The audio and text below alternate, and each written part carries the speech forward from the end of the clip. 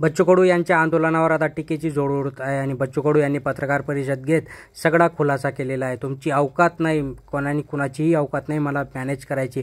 बघा काय म्हटले बच्चू कडू, पुढे तुम्हाला सविस्तरमध्ये बघायला मिळणार आहे। चॅनलला सबस्क्राइब करून ठेवा, लाईक करा।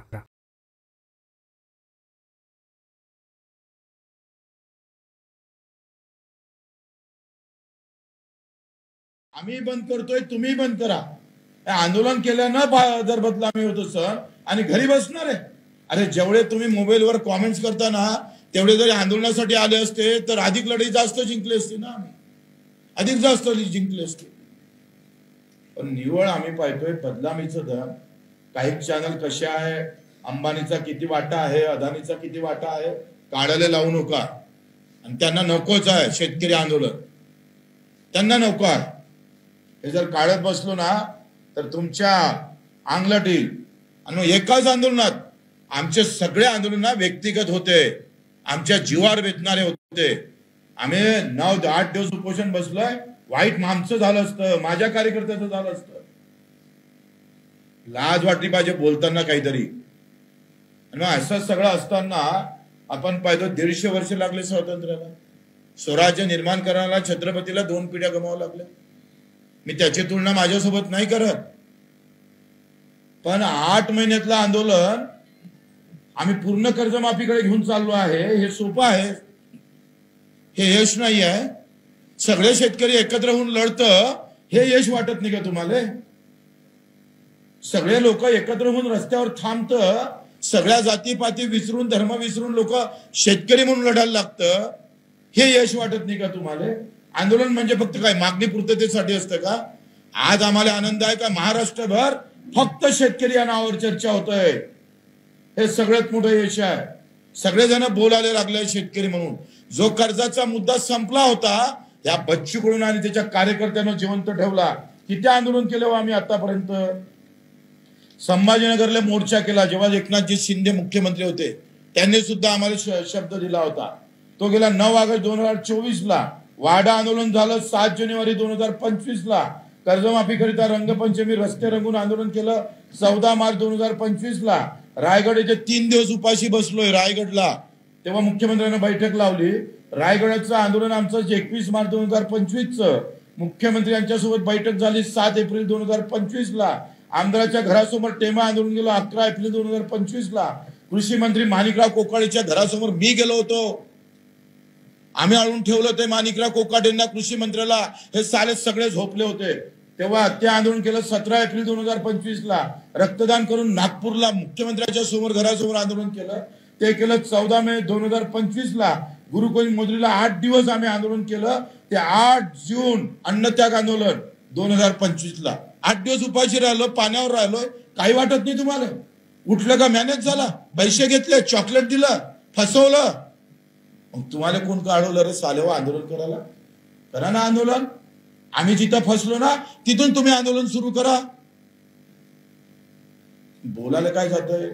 करायला ना मर्द पाहिजे असतं, ना मर्दाची अवलाद आंदोलन करू शकत नाही। आणि नंतर आम्ही पाहतोय चंद्रकांत बावनकुळेंना बैठक घेतली, भरत शेठ गोगावलेंना याचा प्रस्ताव तयार झाला पेरणी ते कापणीपर्यंतचा, त्याला कॅबिनेट आता मंजुरापर्यंत समोर जाईल। दुसरा चंद्रकांत बावनकुळेंना पुन्हा एक बैठक घेतली, 7-12 कोरा यात्रा काढला, ते पैदल फिरलो आणि महाएल्गार मोर्चा 27 ऑक्टोबरला केला। काही लोक म्हणतात दुसरे आंदोलन होऊ नये म्हणून बच्चू कडूंना आंदोलन वेळेवर केलं। एक पत्रकार आहे मुंबईचा, त्याला भेटणार आम्ही, 2 दिवसात आंदोलन केलं, 3ऱ्या दिवसात बैठक लावली। अरे हराम थोडा वास, थोडं पाय, थोडं। आणि तुमच्यामुळं आमचं आयुष्य जर बर्बाद होत असेल, चुकीचे आरोप करू, चुकीचे आरोप करताय, कोणाची जिंदगी तुम्ही डावावर लावताय, आयुष्य डावावर लावताय। छापाला न्यूज करायला काही वेळ लागत नाही, पण कोणाचं आयुष्य जर पणाला लागत असेल तर कोण सोडणार आहे? कोण सोडणार आहे कोणाला? एवढं सोपं नाहीये। अशा पद्धतीने जर तुम्ही उधळपट्टी करत असाल आमची, तर आम्ही सोडणार नाही। आणि मग आम्हाला परीक्षा द्यायची वेळ आली, हेच खरं तर चुकीचं आहे। आम्ही पाहतोय आहे का या सगळ्या याच्यामध्ये कोणाला वाटतं ना आता आम्ही फसलो, आंदोलनासाठी अधिक मुद्दे देतो त्यांना, जे म्हणतं ना आमच्यावर आरोप करताय ना, मग आंदोलनासाठी आता मुद्दे आहे। अजूनही सोयाबीन कापूस मक्याची खरेदी झाली नाही सुरू। मुख्यमंत्र्यांना आमच्या बैठकीत आश्वासन दिलं, काय सुरू झाली नाही? आणि ज्यानं विकली त्याला हमी भाव भेटत नाही, त्याच्यासाठी आंदोलन करा ना बाबा. तुम्ही कॉमेंट्स करणाऱ्यांनी गावागावात उपोषणाला बसा. उद्या एकदा जग आम्ही होतो तुमच्यात सहभागी, काय हरकत आहे? तुम्हाला मुद्दे देतो अधिक. हमी भावाच्या खाली ज्यांनी सोयाबीन विकली त्याला पण आम्ही भावांतर योजना लागू केली पाहिजे. हमी भाव जो काढला जातो तो चुकीचा काढला जातोय, त्याच्यासाठी तुम्ही लढले पाहिजे. बच्चू कडू आणि त्या आमच्या सगळ्या नेत्यांनीच थोडा ठेका घेतलाय. तुम्ही रस्त्यावर या. स्वामीनाथन आयोगाच्या अंमलबजावणी अजून करत नाही.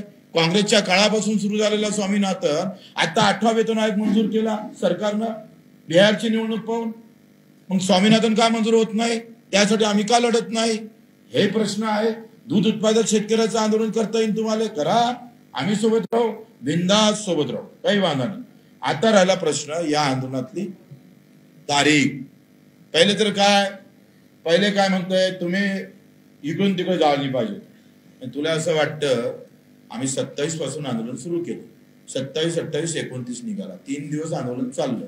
आमचा आग्रह काय होता? पहिल्या मिटिंगला आम्ही मुंबईला गेलो काय तर नाही गेलो. आम्ही नागपूरला बोलवायचा आग्रह होता, पण ताणून फुटणार. सरतेशेवटी आलेला पाऊस सगळ्यात मोठं संकट ठरलं आमच्यासाठी, सगळ्यात मोठं. धोधो पाऊस आला. तुमचं असं म्हणणं आहे का तुम्ही घरी बसून तुम्ही त्या पावसातही राहिले पाहिजे होतं, तुम्ही रेल रोको करायला पाहिजे होतं, तुम्ही छातीवर गोळ्या घ्यायला पाहिजे होतंय, काही करायला पाहिजे होतंय, तुम्ही पाहिजे होतंय, तरी आंदोलन सोडायला नाही पाहिजे होतं. वा, घरी बसून सोपं आहे हे सगळं. या आंदोलनातली हे उपलब्धी आहे का स्वतः साधा एक डाक पण साधी खरूच पण नाही आली कोणाला. हे यशस्वी नाही आहे. 1.5 वर्षाचं आंदोलन झालं, 700 लोक पंजाबमध्ये मरण पावले. आंदोलनाच्या यशासोबत अपयशाची किनार आहे. आमच्या आंदोलनाचं एक खरूच लागलं नाही. हे संपूर्ण यशस्वीची खऱ्या अर्थानं ही बाब आपण लक्षात घेतली पाहिजे. खरूच म्हणजे तुमचं असा आंदोलन 500 आम्ही जर पाहिलं तर जसा कोर्टाचा आदेश आला, तो कोर्टाचा आदेश आल्यावर आम्ही ठरवलं जेल भरो करू.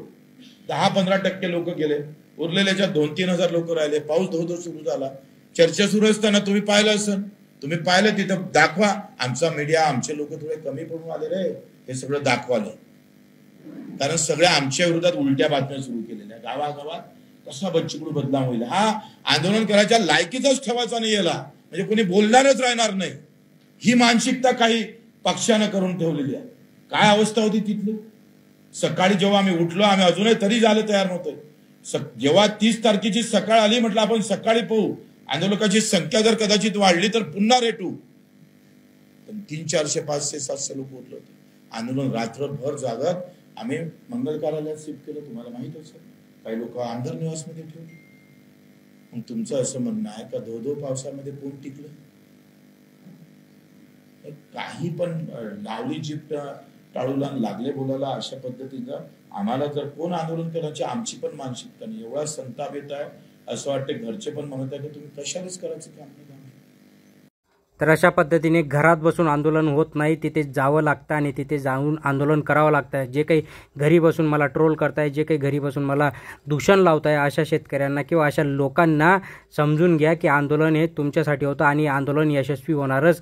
जूनमध्ये जर कर्जमाफी झाली नाही तर यांचे एकेकांचे घरात घुसून कर्जमाफी करणार, अशा पद्धतीचं आता बच्चू कडू यांनी सांगितलेलं आहे. मित्रांनो, तुम्हाला काय वाटतं नक्कीच शेअर करा. तुमच्या कमेंट्स खाली कमेंट बॉक्समध्ये कळवा. धन्यवाद.